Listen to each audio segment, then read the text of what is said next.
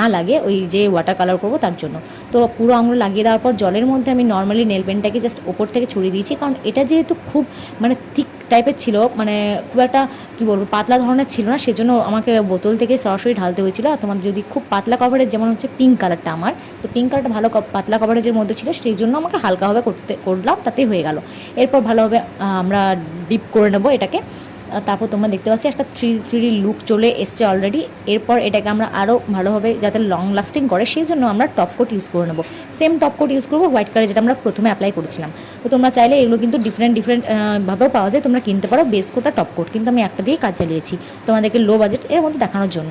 এরপর আমরা সেকেন্ডটাও আমরা আরেকবার ট্রাই করে নেবো। এটা আমরা কিন্তু নর্মালি পেন দিয়ে জাস্ট নর্মালি এটাকে ড্র করবো ওয়াটারের মধ্যে, অ্যান্ড দেন আমরা অন্য কালার, তোমরা যে কোনো 3-4 রকম 7 রকম 8 রকম কালারও ইউজ করতে পারো guys, it's all up to you. তো যাই হোক, এরপর আমরা ভালোভাবে ফিঙ্গারের মধ্যে দিয়ে দেবো, অ্যান্ড